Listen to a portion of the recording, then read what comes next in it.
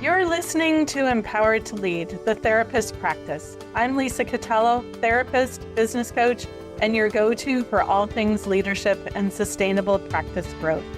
This is your space for real talk, smart strategies, and grounded support to help you lead with confidence, work with intention, and build a business that actually works for you. Let's dive in. Welcome to the Empowered to Lead podcast, where we are talking about mental health group practice owners across Canada and how we can show up as leaders and run our businesses well. Today is a day that I get to be joined by somebody that I really respect and have grown to have a friendship with, and just really value Jessica Cowling's perspective on business and the trajectory that her business has taken. When we met, it feels like so long ago, but through another coach, right? I think like 8, 9 years ago, I think. That's crazy. Yeah. Laura Long was the coach, and she has since done other things, but just kind of stayed connected since then. I'm so excited to have you here. Thank you for taking time out of your day to join me. Maybe just introduce yourself before we dig into some questions. Where are you located? Tell us a little bit about your group practice. Great. So my name is Jessica Cowling. I am a registered social worker. And my practice is in London, Ontario. I have been in practice almost 10 years, and I've had my group practice coming up on 6 years. Is that right? 2019. Yeah, 6 years. Yes. So I moved into group practice in December 2019, and then 2020 happened. So that was great timing. Yes. But it actually catapulted things for us, which I think it did for a lot of people. So we don't have one particular niche, although we sort of are family-centered this. And so we do see individuals, couples, teams, and then we have some specialties in perinatal mental health. And you have freed up a couple of your leadership people to develop those programs, right? The perinatal and your neurodiversity, those weren't things that you imagined, right? I had my own specialty in perinatal mental health when I was seeing clients, but in terms of building out a program, that is something that we do on my own. And the neurodivergent program was somebody else's passion project, which was just an incredible service that we had to provide to people. Yeah. Was that scary to let somebody else kind of take the reins and create that? Or was that freeing for you as a leader? That was not part of our questions. That's just like my curiosity. I like that question, though. I love this question. I love so one of my goals as a business owner on having people work here is that they get to have their dream job. And not that they get whatever they want and I'm bent over backwards to make everybody happy, but it's really important to me that people can be an awesome therapist and bring other parts of themselves to the work, to develop their careers while they work here. So sometimes that means they leave, which is very simple. But also, I love that we get to be a stepping stone on the way for people. And so to answer your question, it was exciting. I don't think I was afraid. I was just like, sure, let's try it. And it was a very low stakes thing in the beginning. Like, it was easy to say yes to. We started on like a microscopic scale and it went great. So then we built on that. And it is weird when people are like, oh, tell me more about that. And I'm like, I don't know. I am not intimately involved in that, and that's quite fine. Pay someone to know that stuff. Yeah. And that feels weird, but it's also great because, like, you don't know everything. And so I have people in the seats they need to be in so that they know what's going on in their particular part. So a question that's forming in my mind, when you were saying you started your group practice 6 years ago, I realized you were part of my trial of Ambition Alliance and getting a group practice started. So tell me a little bit about like who you thought you were as a leader back then, 6 years ago, and now. How has your vision or your understanding of yourself as a leader taken shape over that time of, I've got a private practice, I'm starting a group practice, I have this vision, and to who you are now? Oh, great question. So I don't think I would have considered myself a leader back then. I don't know when I would have labeled it, but leader that word would have made me like cringe and curl in on myself and be like, ooh. And now that is very much how I see myself. And I've been practicing identifying my role as CEO, and like even saying that just now makes me feel like the way that I used to with the word leader. Yes. Right? But that's literally my job now. And so now leadership it's a lot like parenting. Yes. Yeah. But it's also, I was thinking about this, like, how do I define leadership or my leadership style? I think what I hope is to call people up to do their best work and to coach and develop people. Okay. That's at least where I see myself heading. Okay. When I'm at my best and like living in role I really want to be in, I'm developing the people who work here so that they can do their jobs really well and I support them. Okay. Yeah. So can look like, coaching them through how do they have a hard conversation with somebody,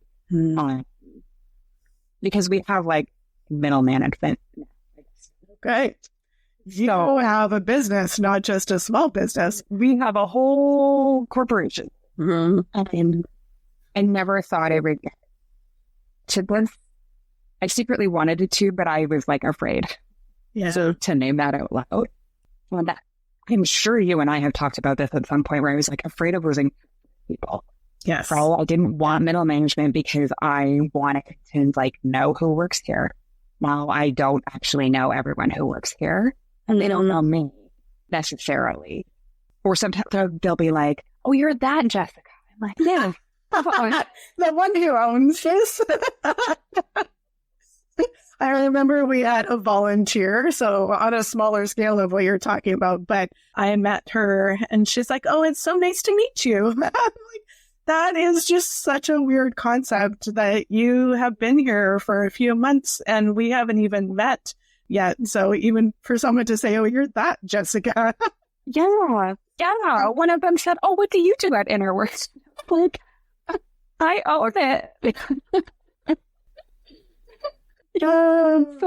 So to go from, I don't want to be a leader to now these people are working under me and I haven't even met them. How do you feel about so I guess that's more about now quite often I will say as a group practice owner, your therapists become your clients rather than clients. So you scale down on your client load. And so in that next step of growth, I imagine now it's your leaders are your clients, for lack of a better term, and the therapists are their clients. Is that kind of how you're picturing that? Yeah. Yeah. So the leadership coach I work with describes it as these are people that I am responsible to. So I am responsible to Laura and Virginia. So Laura is our clinical director, Virginia is our operations. And I'm responsible to help them grow in their roles. And then they in turn have people who they are responsible to. And they develop those people. So Laura has our team lead who are then responsible to the therapist. I'm sort of this like horizontal, like hierarchy, but horizontal in the sense that like Jessica doesn't sit here at the top with everyone else. work. Yeah. Right? But Jessica's here to like on the like Laura has her team leads who then from their team we support each other. Yeah. Yeah. And so it takes that hierarchy and just like put on its side a little bit. Yeah. And it's been a nice way to think about it because that's where I get to develop, right? So I tell Laura and Virginia strategize, how are you going to, hold this person accountable or address this issue, or how are you going to celebrate this person through woo support? So coming back to what you started talking, and then I kind of took you on a curve there. How are you handling that lack of connection with all the people that work there? Do you feel like you have enough touch points with the people at Innerworks? Yeah, for the most part, yes. So there are some roles that I have no part in, and so most of our team are employees. Okay. So we call them therapeutic coaches. They do in our nerd program. They are independent contractors. And those folks are the ones that generally don't meet them unless they come to a team, which they're, when we have a social night, and that's where the person was like, who are you? and so it was wonderful. Then I got to meet them. So we have team events quarterly. We have our monthly team meetings. This is another thing that came leadership coaching doing. I send a weekly email called the Win, the Challenge, and the Question. And I just started doing this. It's been fascinating to see the responses. Where I get to see a little bit more what's going on with people, and they get to feel a little more connected to me too, because I can't meet with them all the time. Yeah. It's not realistic, but they have their person. I'm not their person. I'm the person for what I'm bringing, but therapists have their person who's there too. I think that's one of the hesitations that I hear group practice owners express is like, well, I've built this team, we've built this culture, and so now if I grow and I step out of being that person, then everybody's going to leave, or I'm going to lose like my sense of fulfillment or connection with my team. And I like what you said, because that's also been an encouragement for people. Okay, so then your leadership team catches your vision and they're the ones that are perpetuating that culture. That doesn't mean you lose it. It's just not all reliant on Jessica to create that culture with everybody. Yeah. Yeah, that's exactly it. And the people that I am like so grateful for and so blessed, they have caught the vision and they feel invested. They call it our business. They love it. They don't own it, I do, but they feel a sense of ownership. Like it blows my mind that I get to have people. And so then they do step in and like fill in where I can't be everywhere. Yeah. Awesome. Well, those were a lot of extra questions from what we originally talked about. Thank you for being open and sharing that stuff. I think a lot of times too, even just as we're talking about how you've grown that, there's a lot of people that are getting to a point where, okay, so do I grow bigger? And what does that mean for our team culture, what I've built so far? So it can be encouraging to hear that there are ways to make that happen. And also just want to normalize for the people who are listening, this is not the route for everybody either, right? You don't have FOMO because Jessica has built this. Not all of us want to step out or not be part of all of that culture. And so if you want to stay small and be connected with everybody, that's totally okay if you need anybody's permission for that. But just kind of like, that's one of the things that I love about my role as a coacher is like, there's no one size fits all, or this is the exact route that everybody should take. I think there's essentials, systems, having structure and metrics and all of those things, but everybody does this different, and we all have a different vision and purpose for doing this. And even listening to you, like, there was parts of you that wanted it to look like this, but didn't even say that out loud to start with. And so make it fit for you as you're building your group practice. When we're thinking about people who have started a group practice and some of the things that you see that people maybe make a mistake at, or maybe have a misconception as you're talking to other people who have a group practice owner, what would you say is one of the biggest mistakes that we make as group practice owners? Well, I mean, there's so many, and also mistakes are how we learn. Mm-hmm. I think what I see is people don't pay themselves. Yes. They think that this is easy and passive income, and they think that they can make everybody happy. Yes. Yeah. And like, we want to, but we do. Yeah.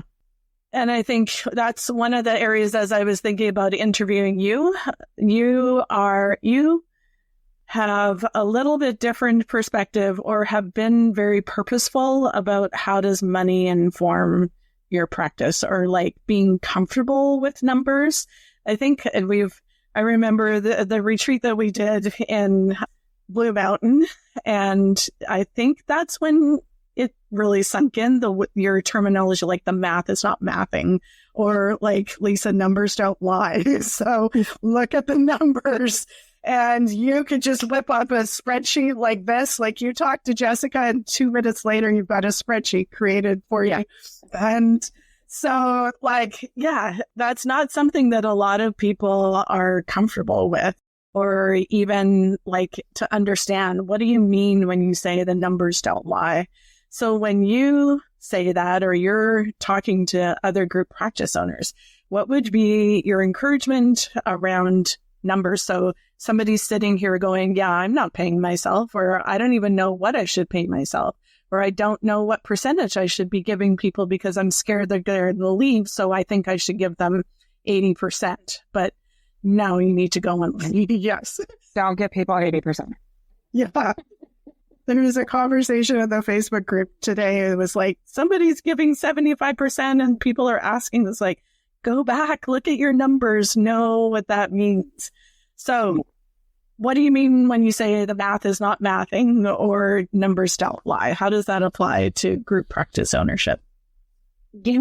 Yeah. So I was thinking, as you were talking, I was thinking about something that my daughter, she's 13 and she loves math. And she had applied and didn't get, but she had applied for this, I think they call it retail, would like to do grade 9 while she's in grade 8. And in Ontario, grade 9 is the start of high school. And so she had to fill out this thing and to say why she wanted this. And she said, I like math. It's predictable. 2 and 2 always equals 4. Yeah. And so first of all, we're all adorable. Yes. And they're saying it in math. And then is a math teacher, and he would agree, like, math is, like, I know math can be scary, and, like, girls are socialized around math and our abilities, which is not true. So we can get really scared of numbers and think, I'm bad at math. And math doesn't care how you feel. The numbers don't. Yes. The numbers don't lie, and they don't care about how you feel. It's just, and so if we can detail our emotions as best we can from numbers, we will be able to make much more objective decisions for our business. So it's not easy to separate our emotional response to it. And I still get that. And so, like, feel the feels, right? Yeah. And then go, these numbers are, and so they are giving me a picture of what is happening here in the business, right? So all of these numbers will always equal 100%. You will never be able to owe 80% to contractors when your operating expenses cost you 30% of revenue. You will go into debt. And that's where the math isn't mathing. And you're in a deficit. And so when we can look at it that way, it's just, this is just numbers. They're not going to get us. They're here to give us information so that we can confidently or a little confidently make decisions that we need to move this thing forward. Mm-hmm. The other piece that's really important to me around numbers and finances is, and I guess it comes back to leadership too, is how I see my role. And part of how I see my role is as a steward of the company finances. I was talking with my husband about this the other day. Well, I'm still with salaried employees, but the responsibility, there are 28 families that rely on the decisions that I make. Yeah. And that gets me a little cold. And that's not including my family. So 29. So we can't just like, well, I'll make everyone happy and I'll give people what they want, because if we're trying to get 110% out of something that will only ever equal 100, someone is losing. And usually that's you. So I'm like, why are we doing it? We have to. Yeah, I like that. I think also what happens when you know those numbers, you can make decisions about your business with facts that aren't always necessarily about numbers, right? But there's something about, okay, I know what we're doing financially. I know how we're spending this. And so when I look and see how many sessions we have, some of that relates back to math, but also how full is somebody? I know that our business needs this. And so I'm either going to let that person go because they're not meeting what we need, or I'm going to hire somebody else. It informs like so many things that maybe you don't always translate back to, that's because I know my numbers. But yeah, and I think there's so many insecurities around numbers that once you get confident with that, that just also emanates into other areas of, okay, I own a business. I am a CEO, like we were talking, like I'm a leader. And part of that is I have confidence in that math thing. Yeah. Yeah. And I think, the other, when you asked about maybe mistakes that people make putting into this, is that our team members will understand. And they will understand all the costs that go into this. They'll understand why we're doing what we're doing. They'll appreciate the sacrifices that were made in. And like, I really saw I've heard you say this dozens of times too. Like, they don't. No, they won't. No. And we just have to have big shoulders and know that like people won't know until they go off and try it themselves. And so I try and share information with my team. I don't share actual numbers, but I do share percentages. Also, like, okay, this is the percentage of all the revenue that goes into payroll. That is, I don't know the number off the top of my head, but it's something like, including me, it's like, I think 80% of all the revenue goes back into everybody's pocket. Okay. And that includes people who work here who don't generate revenue as part of their jobs. Yeah. And then there's the percentage that I'll pay for taxes. And then there's the percentage that it costs to keep this place rent. And then I'll break them down too. And I'll say, like, overhead is this percentage. Or this is like professional development that I pay for all of you people. Like, but it's there. And a person is in development that you didn't have to pay for yourself. Yes. Right? And so when people are like feeling grouchy about like, well, how come I don't get food back? Well, it costs money to run a business. Yes. And people who work in solo companies don't keep 100% of the revenue rate either. Yeah. And we were trained to be therapists, not to be accountants. And so if we aren't necessarily comfortable with money, we hear people who are working for group practice owners, whether taking this or, you know, the business takes this away from me or something like that. But if you sat down and showed them percentages, or if they went and did it on their own, they would see, yeah, you could probably make more in private practice. And you're not 100% of your session fee is not coming home to you, right? Mm-hmm. And so do you want that? And a responsibility to figure all of that out. But that's why group practices exist, because then you don't have to figure all that out. Yes. What is one thing that you wish more group practice owners knew or understood earlier in their journey? I think, again, coming back to like, don't be a people pleaser, or like do the work on that part of you. Yes.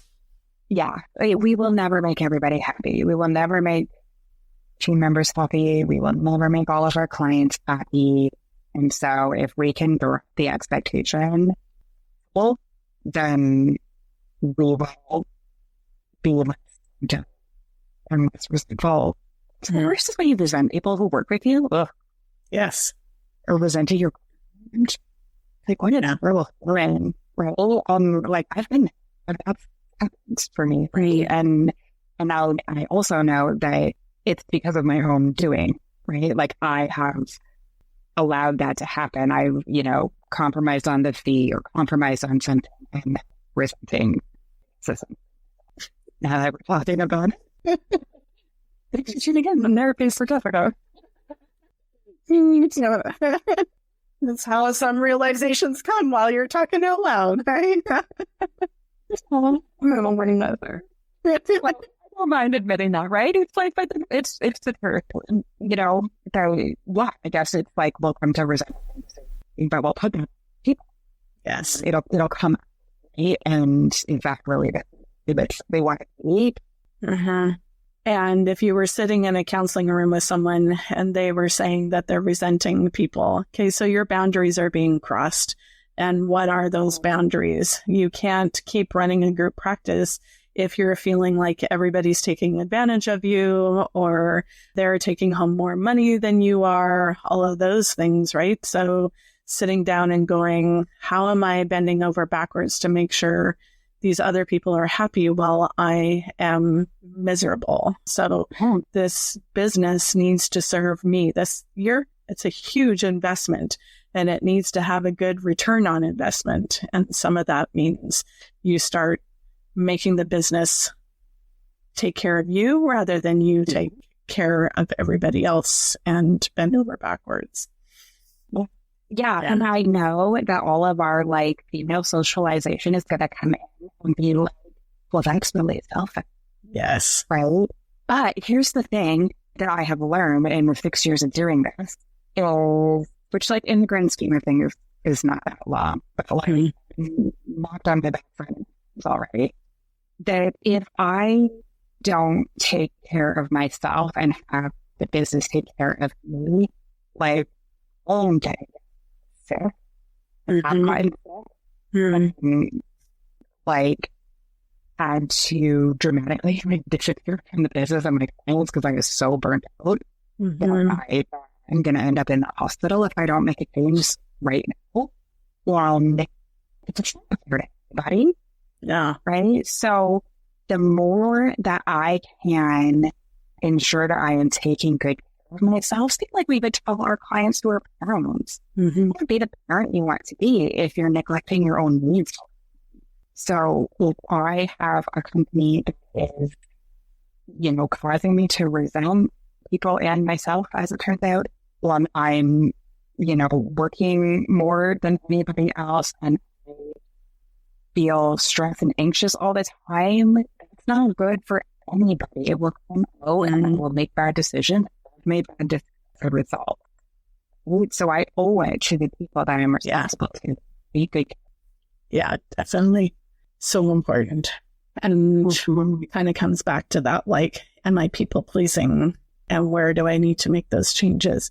If somebody is feeling like that, feeling overwhelmed, or they're not sure about their role as a CEO, what would you suggest is a small step that they could take to move in the right direction? I think being honest with yourself is going to be the first step. If you got to see me in real time. Yeah. Yeah. I think the number of times I've been like, oh, I have been lying to myself. It happened recently about something else. So just being honest and getting support, having a community is so critical in this.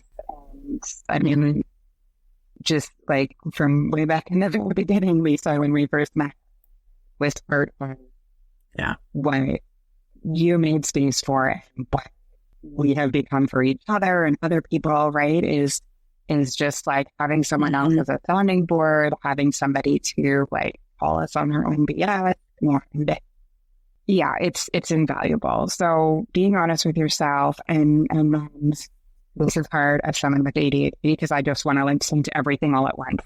And that's a good idea. So I'll pick one thing to work. Yes. One thing. It doesn't even matter what it is. It's just something. Yeah. Yeah. I think one of the things that I hear so often is that it feels lonely as a group practice owner. And so if you are feeling lonely and overwhelmed and like everybody else is taking from you, you're not going to lead well. Your business isn't going to thrive. You're not going to thrive. So I'm going to put a little plug in there for Group Practice Connection, which is one of the biggest reasons why I started all of this stuff, but especially Group Practice Connection, just to know that there's a group of people out there who get it, who know some of the challenges and the celebrations that you have, and even just to have people to vent to. I know there were 4 of us that the first retreat that I planned was after 2020 and nobody wanted to come. Then the 4 of us went, and just that spending a weekend and going, oh my goodness, we can talk shop and nobody complains, and we can learn from each other and support each other. And I think just like walking away knowing I don't have to do this alone, and whatever avenue that takes is huge for doing this and succeeding and feel like you can flourish at it too. Yeah. Anything else that you want to add to that? Oh, it's just, it's so important. Having support and also like doing it scared. When I feel insecure, I crowdsource a lot for information and suggestions. And in the end, usually end up doing the thing that I thought I probably should anyway. And so while it can be helpful to like get feedback from people, to me, when I reflect on it, it's that like I don't feel confident in myself in making a good decision. And so maybe if I ask 100 people, someone will have the exact answer. And it's not a thing. So that like, yes, lean into the support and also start to like find your people who will help you trust yourself. Yeah, I just want to say thank you so much for taking time to join us, to share your experience. And it's just inspiring to hear the trajectory that Innerworks has taken over the last 6 years. And when you say that, that really is a short time for all the things that you have made happen. If anybody is interested in connecting with Jessica or checking out her website to see all the exciting things that Innerworks is doing, we will provide a link below. And thank you so much for joining us in Empowered to Lead. And I hope that you will come back and visit us next week. I'll be talking about reflecting on the retreat that I just attended in Greece and just sharing some reflections on what it takes to retreat, which actually flows quite well from the end of our conversation here, and knowing that you're not alone, finding people to connect with and doing this job well. So thank you very much again for joining us. And if you're looking for community, check out Group Practice Connection. I would love to have you join us there, and have a great day. Thanks for hanging out with me on Empowered to Lead, the therapist practice. I hope you're walking away with something that you can put into action, because leadership isn't about doing more, it's about leading with purpose. If you're ready for deeper support, I'd love to see you inside the Group Practice Connection, my monthly membership where Canadian therapists like you get coaching, community, and the tools to build a business that actually supports your life. You can check it out at grouppracticenetwork.ca. The link's in the show notes. And hey, don't forget to hit follow so you don't miss what's coming next. We're building something great here, and I'm so glad you're a part of it.